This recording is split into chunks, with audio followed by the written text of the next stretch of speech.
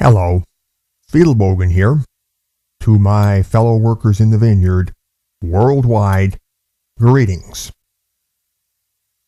Today's talk is called Feminism is Perpetual Revolution. We are creating a map. This map charts the workings of feminism as a social and political organism. However, our map does not pretend to be exhaustive, nor does it pretend to be the best map for every local task that might arise in the course of future campaigning. It claims only to chart the terrain in terms of master strategy. Those of localized expertise may draw tactical maps as needed for localized scenarios.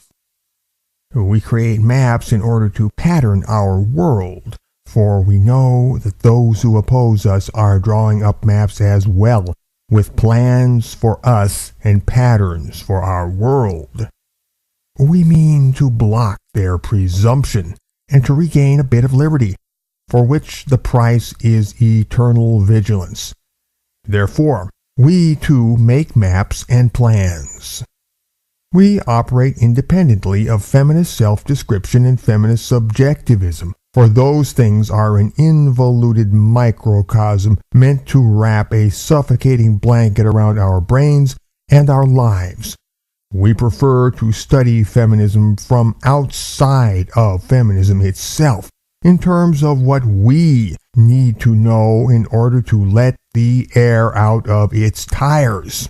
We feel doubly well advised in our policy when we consider that feminists have difficulty agreeing among themselves what feminism is.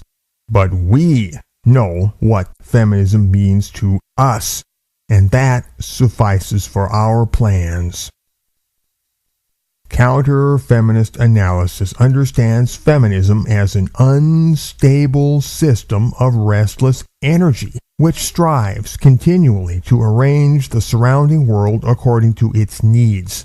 However, since feminism's needs are themselves shaped and guided by the evolving condition of the surrounding world, feminism must accordingly modify its demands to suit the changes which feminism, introduces in the first place, simply in order to sustain expansionary equilibrium.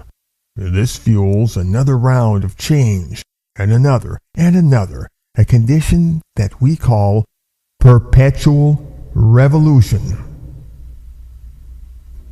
Perpetual revolution. Feminism's being is identical with its being in motion. If feminism stopped moving, it would become meaningless, as when air stops moving, wind becomes meaningless. Such is perpetual revolution. So, perpetual revolution operates as an endless loop of change driven by feedback. However, one thing endures as an unfluctuating core, namely, the drive for female supremacy arising from disaffection toward males. This core constancy explains why feminism so often contradicts its own dogmas. Those dogmas lack the true character of dogma, being instead convenience doctrines, to be jettisoned when they are no longer convenient. Convenience doctrines lack constancy. For feminism, constancy appears in one point only, as stated above, the drive for female supremacy arising from disaffection toward males. Feminism's status as a perpetual revolution dictates that feminism must remain in motion. Two things make this necessary. A, the fact that feminism is a hate movement, and B, feminism's never-ending quest for a chimerical equality between men and women. Let us consider item A. Here, anti-male feeling validates itself through a selective use of data, through bias confirmation, in other words.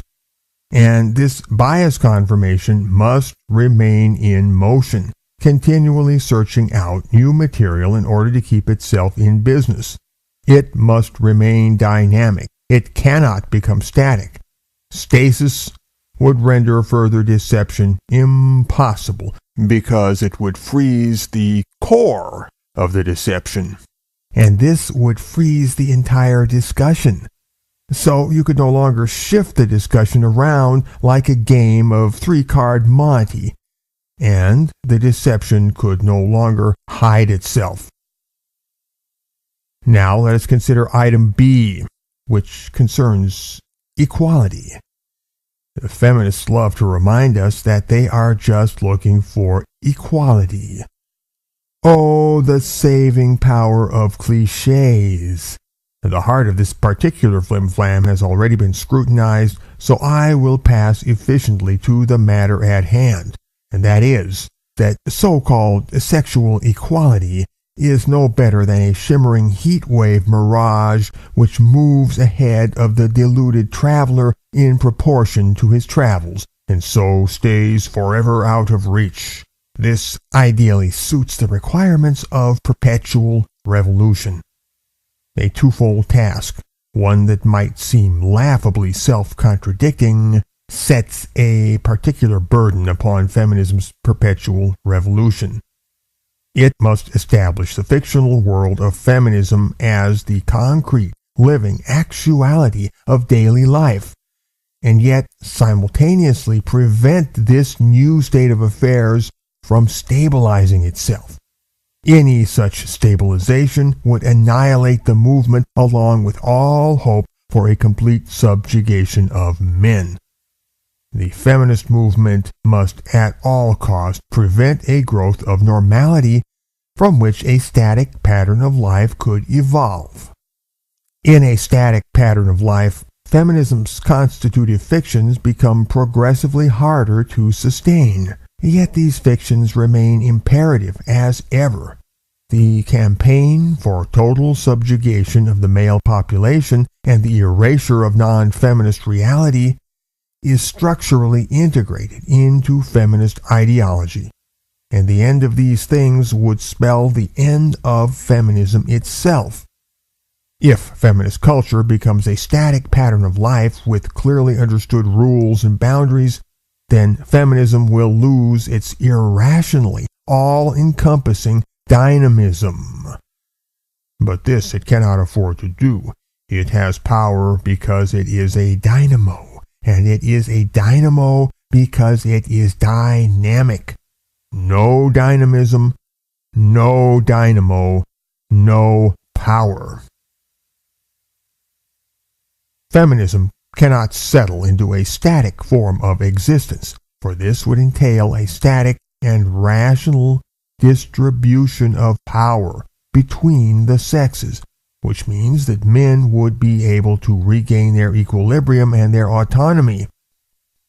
Having done so, men would soon master the situation and master the game, if only by regrouping their forces, and then they could no longer be subjugated.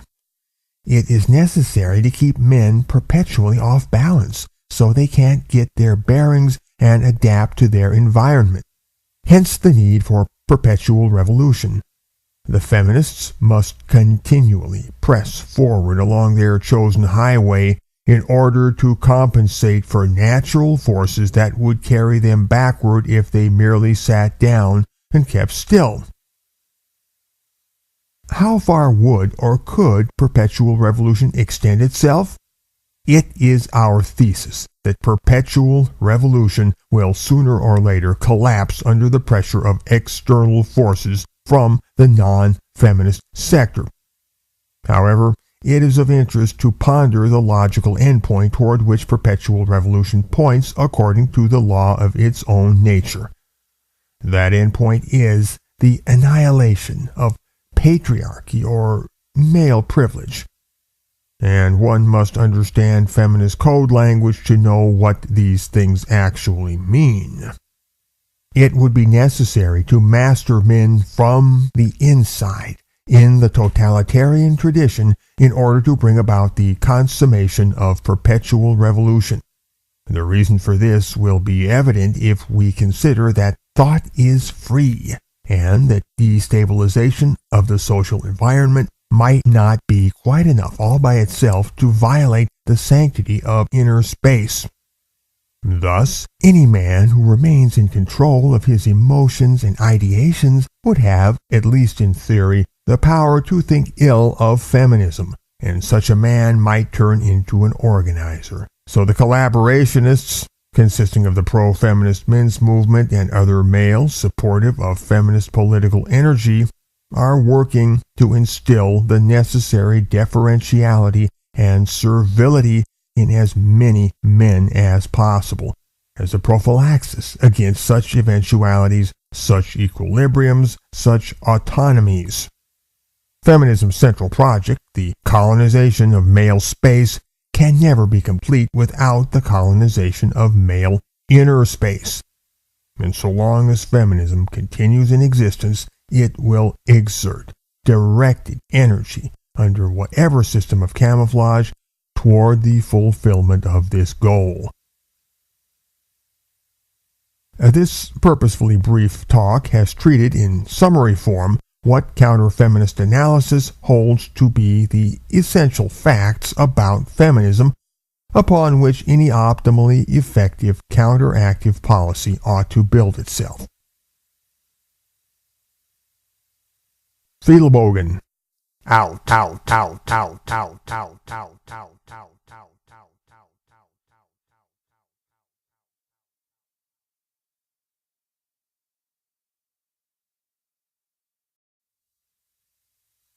Hello, Fiedelbogen here.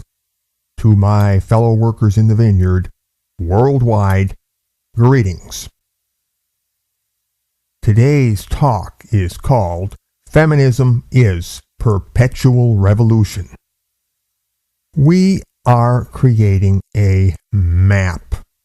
This map charts the workings of feminism as a social. We create maps in order to pattern our world. For we know that those who oppose us are drawing up maps as well, with plans for us and patterns for our world. We are a social and political organism. However, our map does not pretend to be exhaustive, nor does it pretend to be the best map for every local task that might arise in the course of future campaigning. It claims only to chart the terrain in terms of master strategy. Those of localized expertise may draw tactical maps as needed for localized scenarios.